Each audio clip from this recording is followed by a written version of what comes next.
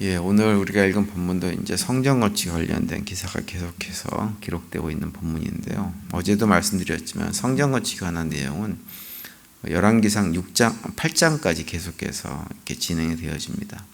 그런데 이제 그 8장까지 기록된 성전 건축에 관한 이렇게 기록을 쭉 보면 성전을 건축한 어떤 순서대로 이렇게 기록을 해가지고 성전이 건축되어지는 과정을 쭉 이렇게 설명하는 방식으로 이렇게 기록된 것은 아닙니다.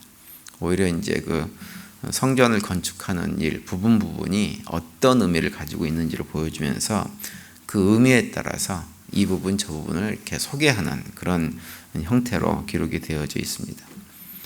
오늘 보면 9절에 보시면 9절 앞에 보시면 성전의 건축을 마치니라고 하는 표현이 나와요. 그는 마치 오늘 본문을 보면 이 본문 짧은 본문으로 성전 건축이 다 맞춰진 것처럼 그렇게 표현을 하고 있는데요. 이 9절 앞부분에 나와 있는 이 말씀은 이제 학자들에 따라서 여러 가지 논란의 여지가 많이 해석의 여지가 많이 있는데요. 분명한 것은 이 9절에서 말씀하고 있는 것처럼 성전이 건축이 끝나는 것을 말하는 것이는 아닙니다. 이제 일반적으로는 기초 공사가 끝난 것을 성전 건축을 마쳤다는 식으로 지금 표현을 하고 있다고 많이 설명을 하고 있습니다. 오늘 우리가 읽은 본문에서 우리가 좀 주목해야 될 것 두 군데인데요. 하나가 이제 그건 1절입니다. 1절에 보시면 이렇게 시작을 하죠. 이스라엘 자손이 애굽 땅에서 나온 지 480년이요. 솔로몬이 이스라엘 왕이 된 지 4년 15월 곧 둘째 달에 솔로몬이 여호와를 위하여 성전 건축하기를 시작하였더라. 이렇게 말씀을 하고 있습니다. 그러니까 솔로몬이 즉위한 지 4년 그리고 출애굽한 지 480년이 지난 다음에 본격적으로 하나님의 성전을 건축하는 일이 시작됐다고 하는 것입니다. 여기서 이제 특별히 그 출애굽한 이후 480년이 지났다라고 하는 것을 언급하고 있는 것은 무엇이냐면 성전 건축의 의미가 어떤 것인지를 우리에게 보여주고 있는 것입니다. 그러니까는 이스라엘 백성들이 그 출애굽할 때 이 성전 건축이라고 하는 것은 사실은 출애굽한 그 목적의 궁극적인 어떤 이유가 되었던 것이 바로 성전 건축입니다.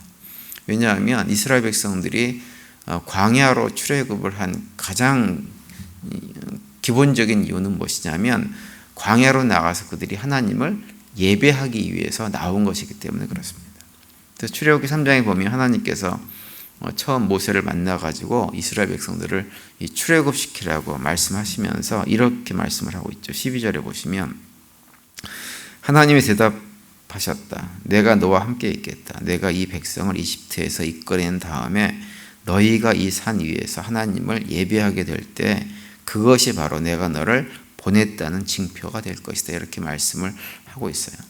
그러니까 하나님께서 이스라엘 백성들로 하여금 광야에서 예배드리는 공동체가 되게 하는 것을 그것을 이렇게 이루시는 것을 보는 것이 모세가 이제 하나님으로부터 번영을 받는다고 하는 그 사실을 증명해 주는 하나의 증표가 된다라고 말씀을 하고 있는 것입니다. 그래서 하나님께서 이스라엘 백성들을 광야로 인도하신 이유는 광야에서 하나님을 예배하고 찬양하는 그런 예배 공동체가 되기 위해서 이끌어내신 것이죠. 근데 이것이 이제 출애굽한 이스라엘 백성들의 궁극적인 어떤 목적이었다고 할 수 있는데요. 이 성전 건축을 통해서 그것이 완성되었음을 오늘 본문이 말씀하고 있는 것입니다. 그래서 열왕기상을 기록하는 이 신명기사가라고 하는 분은 이제 출애굽 과정을 다시 한번 언급을 하면서 솔로몬의 성전 공사가 시작됨으로 해가지고 마침내 예배 공동체로 자기 백성을 부르셨던 하나님의 그 계획이 완성되었음을 우리에게 보여주고 있는 것입니다.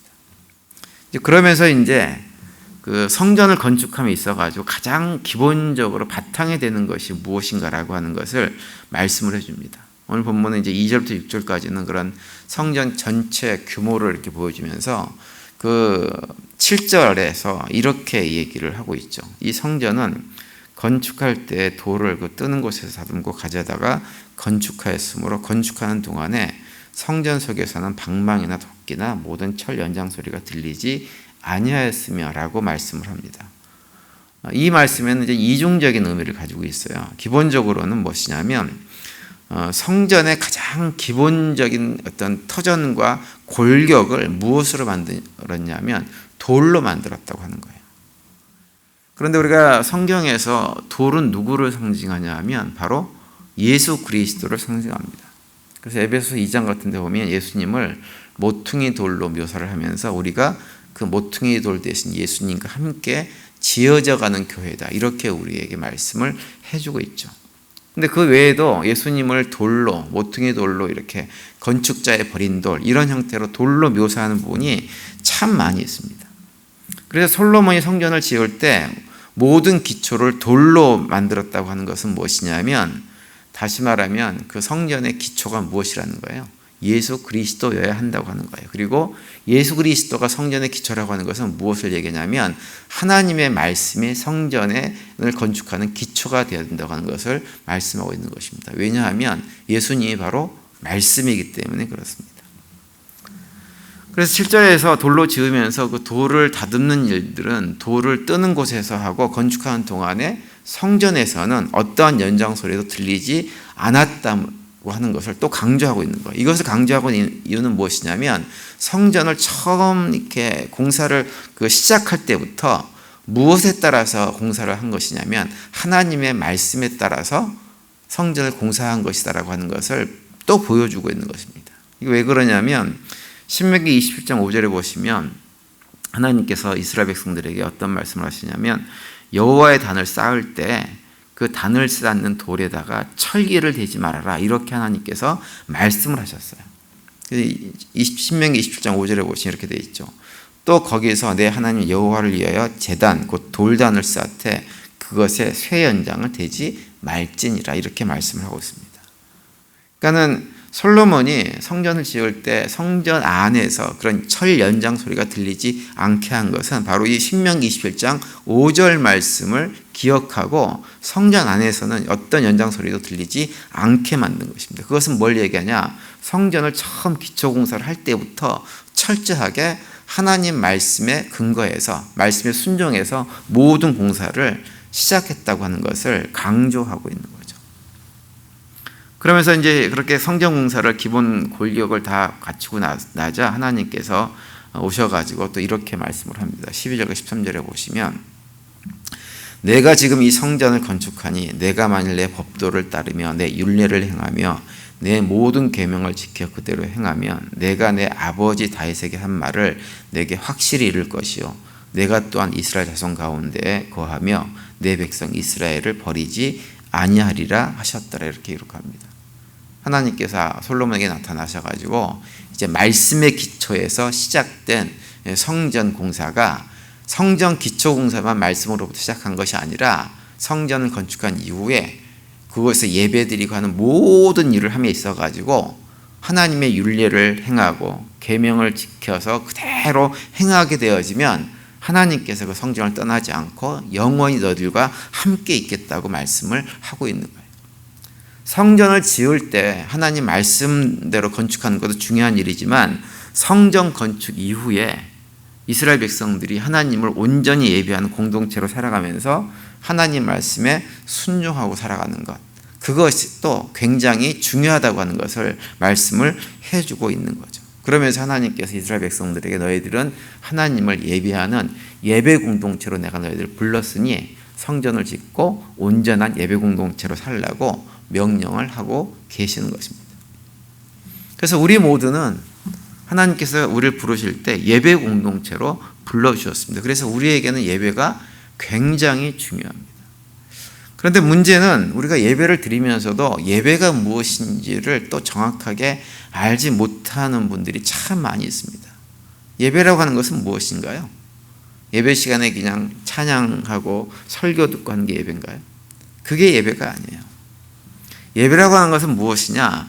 하나님의 말씀이 주는 그 가치, 하나님 나라의 가치가 세상에서 주는 그 어떤 가치보다 가장 귀하고 그 하나님 말씀만이 나를 진정으로 살리는 말씀임을 고백하고 선포하고 간증하는 자리가 어디냐? 바로 예배의 자리입니다. 예배는 그런 고백이 계속해서 반복되는 자리가 예배이기 때문에, 그래서 우리가 예배를 드린다고 하는 것은 단순하게 예배당에서만 드리는 것이 아니라 예배 교회 밖에 나가서 삶의 자리에서도 세상 가치가 아니라 하나님 나라의 가치가 가장 귀한 것임을 고백하며 살아갈 때 우리는 진정한 의미에서 예배 공동체로 살아가는 것입니다. 그리고 우리 일주일에 한 번씩 예배당에 모여서 드리는 예배는 무엇이냐 하면 우리가 그렇게 세상 가치가 아닌 하나님 나라의 가치를 붙들고 하나님 말씀에 순종해서 살아가면서 이렇게 걸어가는 길이 나 혼자만 외롭게 걸어가는 길이 아니라 함께 손을 맞잡고 걸어가는 동지들, 영적 동지들이 함께 있음을 확인하고 함께 모여서 예배드리는 자리가 주일 예배가 되어지는 것입니다. 그래서 그걸 통해 가지고 내가 가는 이 길이 결코 틀리지 않았음을 성도들과 함께 고백하고 간증하고 함께 그것을 새롭게 결단하는 시간이 언제냐 하면 바로 주일 예배가 되어지는 거죠. 그럴 때 우리가 드리는 예배가 진정한 의미의 예배가 되어지는 것이지, 그런 고백의 결단 없이 단순하게 나와가지고 그냥 찬양 드리고 그냥 설교 듣고 헌금 드리고 하는 것이 예배가 아닌 것입니다. 그래서 우리 성도님들은 예배를 드릴 때, 특별히 주일날 예배 드릴 때 그 고백 속에 정말로 하나님 나라의 가치, 하나님 말씀이 우리 삶의 참된 길과 빛이 되어짐을 늘 고백하면서 그걸 새롭게 고백하고 또 그런 고백의 삶을 살아가는 것이 나 혼자만 외롭게 걸어가는 길이 아니라 함께 믿음의 동지들이 있음을 확인하면서 더욱더 우리 믿음이 담대해지는 그 은혜들이 우리 모두에게 있기를 간절히 바랍니다.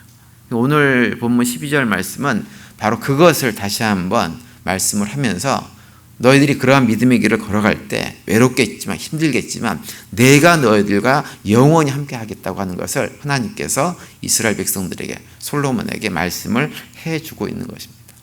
예수님도 그와 같은 말씀을 우리들에게 해주셨어요. 요한복음 16장에 보시면 예수님께서 그렇게 말씀을 하죠.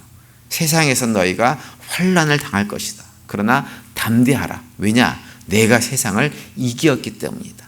내가 세상을 이긴 것처럼 너희들도 이길 테니까 믿음의 길을 걸어가는 것, 하나님을 예배하고 살아가는 삶이 외롭더라도 외롭게 느끼지 말고 담대하게 세상을 이기면서 살아가라고 우리에게 말씀을 해주셨습니다.